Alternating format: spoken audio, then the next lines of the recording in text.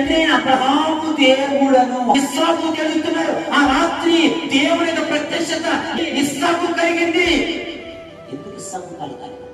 ఇస్సాకు ఒక రకమైన భయముతో ఉన్నాడు. ఒక్కసారి ప్రయత్నం చేస్తూ ఉన్నాడు, జ్ఞాపకం చేస్తున్నాడు. ఎందుకు? నీ తండ్రి అయిన అబ్రహాము దేవుడును అని చెప్తూ ఉన్నాడు.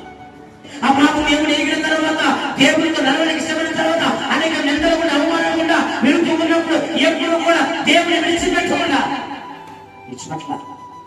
దేవుడితో సహవాసం చేస్తూ ఉన్నాడు. అబ్రహాముకి ప్రాముఖ్యమైనది ఏంటంటే అన్ని ఉన్నాయి కానీ గర్భఫలము లేదు. గర్భఫలము లేనప్పుడు ఎంతమంది ఎన్ని సూటిపోటి మాటలు మాట్లాడినా అబ్రహాము అందుతున్నాడు, నేను యెహోవాను నమ్మెను, అది నాకు నీతిగా ఎంచబడింది. అబ్రహాము జీవితంలో ఎన్ని ఒడుగులు కూడా వచ్చాయో కూడా అబ్రహాము తట్టుకుని దేవుని వైపు చూశాడు కనుక ఆ మాటలు మరొకసారి ఇస్సాకుతో మాట్లాడుతూ, నీ తండ్రి అయిన అబ్రహాము దేవుడని నేను. నువ్వు భయపడతావు.